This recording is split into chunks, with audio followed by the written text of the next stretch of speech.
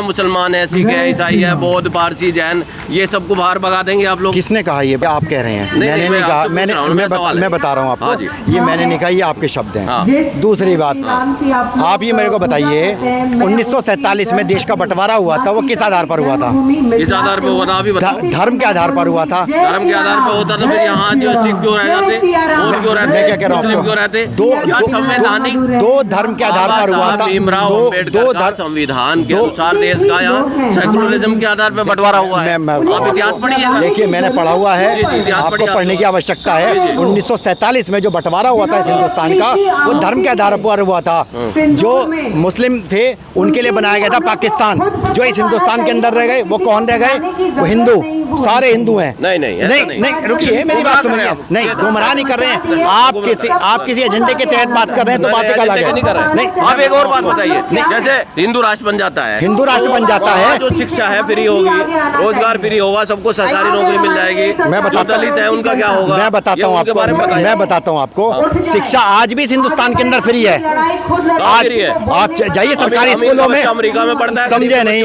आप अमीर के बच्चे से क्यों देख रहे हैं? आप सरकार देखिए, आप किसी एजेंडे के तहत अगर मेरे से बात कर रहे हैं तो मैं बात नहीं करूंगा, क्योंकि बात तो करनी पड़ेगी। मैं बात कर रहा हूँ ना, मैं आपसे, क्योंकि मैं बताता हूँ आपको, इस हिंदुस्तान के अंदर शिक्षा फ्री है। उत्तर प्रदेश में चले जाइए, हमारे उत्तर प्रदेश में योगी बाबा ने शिक्षा पूरी फ्री करी हुई है। आप सरकारी स्कूल में चले जाइए। अनुसार कर रहे हैं आप कार्य, ये योगी जी के अनुसार कर रहे हैं। मैं योगी जी के 110 करोड़ सनातनियों के हिसाब से काम कर रहा हूँ। 110 करोड़ लोगों सनातनियों की आवाज है। आप 110 करोड़ सनातनियों की, मैं क्या कह रहा हूँ आपको, अगर 5 करोड़ आ जाते हैं तो जो है इस उत्तर प्रदेश के अंदर जो है पूरे हिलने शुरू हो जाते हैं। आपको हिंदू राष्ट्र, आपको हिंदू राष्ट्र से समस्या क्यों है ये बताइए मेरे को।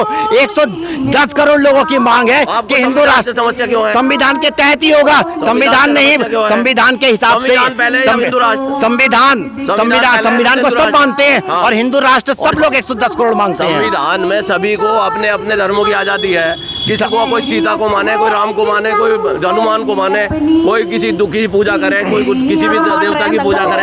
आप एक देवता पे कैसे कर लेंगे? देखिए क्यों निकल के आना पड़ रहा है, क्यों निकल के आना पड़ रहा है। सारे सफेद कपड़े, इनके नीले कपड़े, सारे नहीं, आप बंटवारा मत करो। ये मैं कहता हूँ, इस देश के अंदर जो है जाति धर्मों से, जातियों से जो है मुक्त हो जाओ।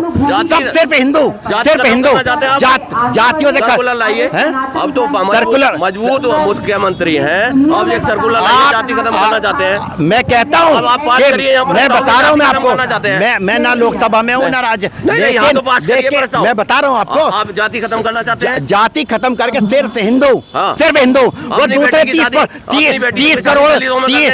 करोड़ अपनी बेटी की शादी दलितों में करेंगे, हिंदुओं में, हिंदू सिर्फ हिंदू की बात कर रहा हूँ मैं, सिर्फ हिंदू की बात कर रहा हूँ। जब मैंने हिंदू की बात करी हिंदू दलित में कर देंगे। मैं बता रहा हूँ, हाँ क्यों नहीं करेंगे, जब हिंदू है तो इसमें कोई दिक्कत नहीं है। लेकिन आप जैसे लोग तोड़ने की बात कर रहे हैं, तो मैं क्या कह रहा हूँ आपसे, आप तोड़ने की बात कर रहे हैं, मैं जोड़ने की बात कर रहा हूँ। मैं 110 करोड़ सनातनियों को जो है इकट्ठे करके हिंदू राष्ट्र घोषित करवाने की बात कर रहा हूँ। को जोड़ने की बात कर रहे हैं। हम कह तो रहे हैं, आपको क्या छांगुर जैसे लोग पसंद है? आपको क्या जो है तौफीक रजा जैसे लोग पसंद है? आपको क्या जो हैदराबाद जैसा भाईजान कह रहा था 15 मिनट दे दो, 15 मिनट आप कर रहे हैं उनका, हम भी नहीं लेना चाहते। हम कह रहे हैं ना आपसे, इसीलिए एक महिला को बाहर आना पड़ा है, इसीलिए एक महिला को जो है घर से बाहर आना पड़ा है। और 110 करोड़ सनातनों की आवाज है, हिंदू राष्ट्र घोषित करवाएंगे। 110 करोड़, मैं क्या कह रहा हूँ, थैंक यू बहुत बहुत। देखिए